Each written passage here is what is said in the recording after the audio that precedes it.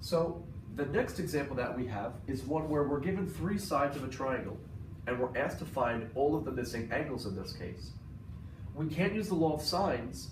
Since the law of sines, we need to have an opposite angle and side pairing to solve it. We can't use the law of cosines when I am missing two sides and the angle between way of solving it. But there is a law of cosines way to do it when I have all three sides. So the normal law of cosines, when I have two sides and the angle in between them, starts out again just like the Pythagorean theorem. C squared equals a squared plus b squared minus 2ab cosine of c. Now, the issue becomes, well, how do I solve this if I don't know what the angle is?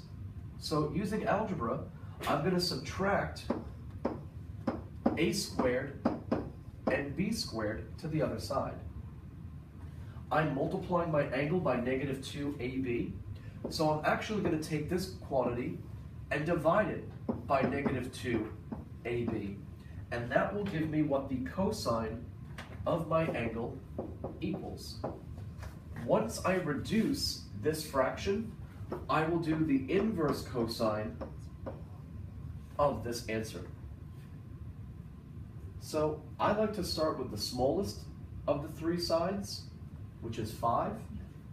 So 5 squared minus 8 squared minus 11 squared. All of that is my numerator.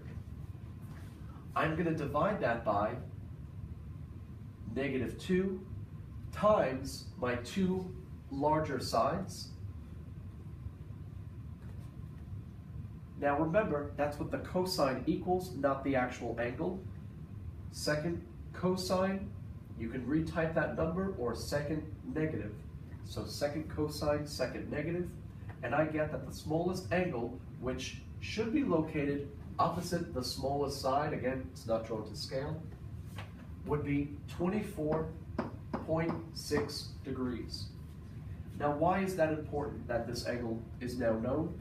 Because now I can use the law of sines to solve for either of the other two. And I'm going to want to solve for the biggest side, 11, because again, there could be two different answers. So to solve for my angle, I get the sine of 24.6 divided by 5, multiply 11 to the other side. That's what the sine of A equals. So second sine, second negative. And I get that one answer for A could be 66, what was that, 0.3 degrees.